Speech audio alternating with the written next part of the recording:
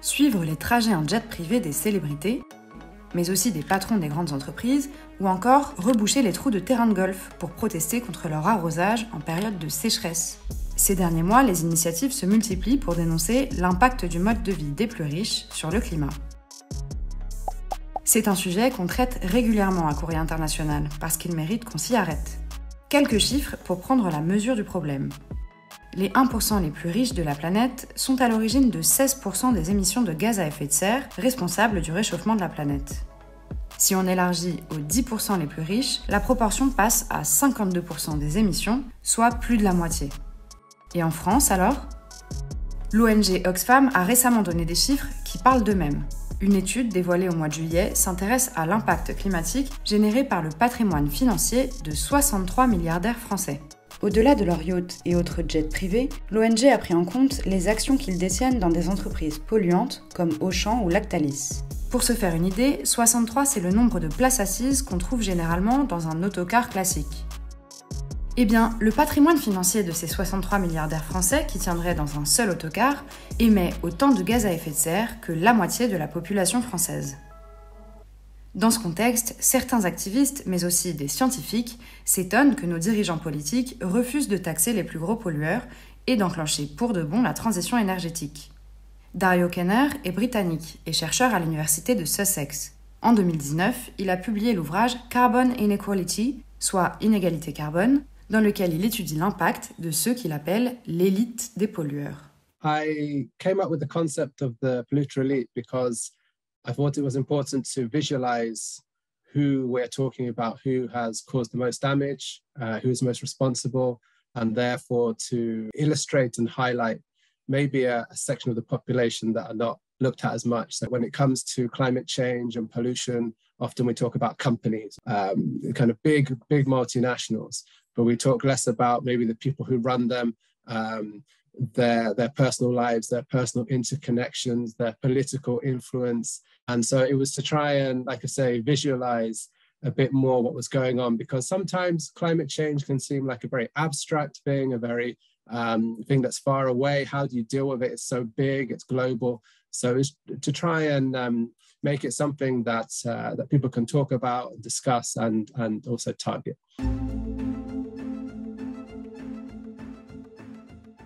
It is really important to highlight the impact of the richest people in terms of their pollution. And so people who are outraged that celebrities taking private jet flights to take a few minutes, I mean, it is important to express anger about that, because they are blowing the collective carbon budget to take a trip that they could drive or use an alternative form of transport to get there. So it is important to be outraged, but I think it is also really important to talk about what governments can do. Because if we end up in a cycle of blaming individuals, whether that's the richest, the middle class, or the poorest, for their carbon footprint, we end up going round in a kind of circle where we blame someone for having a bigger carbon footprint, someone having less. And actually, that is what the big oil and gas companies want to happen. They want us to be talking about individuals, and that kind of conversation is important for awareness, to kind of know about our personal impacts. But in terms of actually solving this issue, government can play such a crucial role. It's government that can pass laws, it's government that can increase taxes if they want to, and those are systemic-wide, those are economy-wide changes. What climate action is shifting off oil, coal, and gas. It means to stop using them or really reduce the actual use of them. And it's only really government that can do that at an economy-wide level. It shouldn't be down to an individual to try and make that change happen.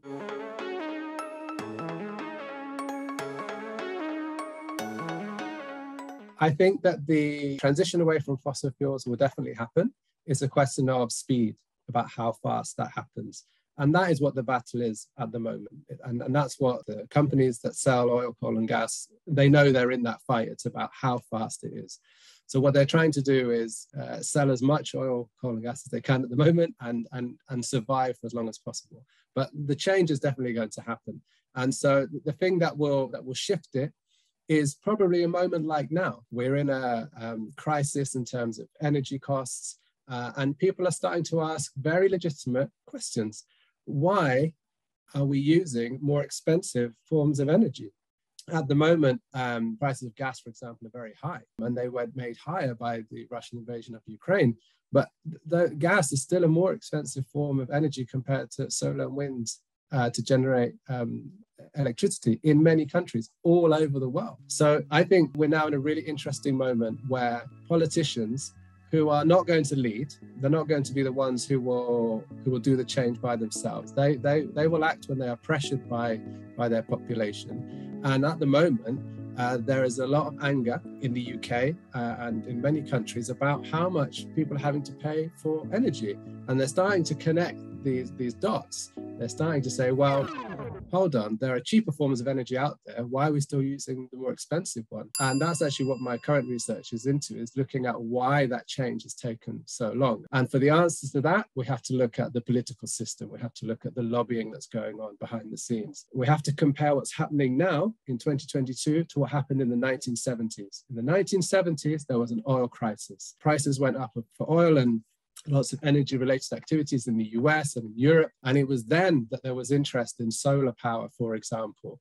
People were talking about electric vehicles then. Amory Lovins in the mid-1970s presented, this was for the United States, the hard energy path and the soft energy path. And he said at that time, we have a choice.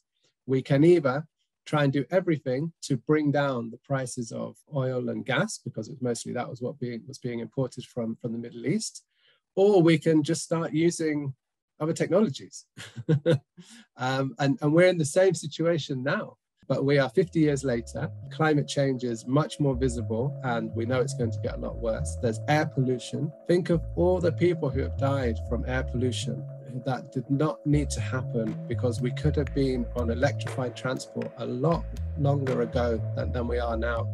In the 1960s and 70s in the United States, there were debates about air pollution in Los Angeles. There was a real public awareness that it was a problem. What we're talking about is deliberate government inaction. So the question is, why has it taken 50 plus years to shift from an outdated, more expensive technology, which is fossil fuels, to a cheaper, better technology, which is solar, wind, and electrified transport?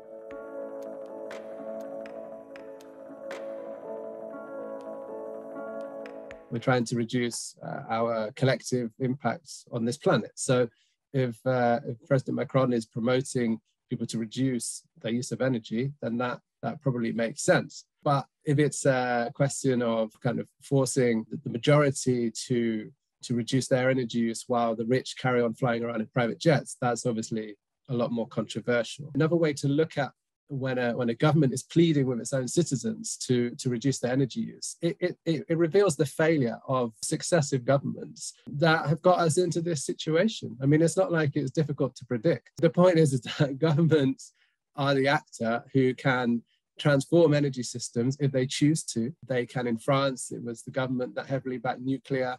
In the UK, the government heavily backed North Sea oil and gas. The list goes on. Governments have big influence over the energy that is used within a country. So for them to then blame a completely predictable energy crisis on citizens then having to solve that for them, that is not right. And that is outsourcing responsibility, and that is putting it on individuals.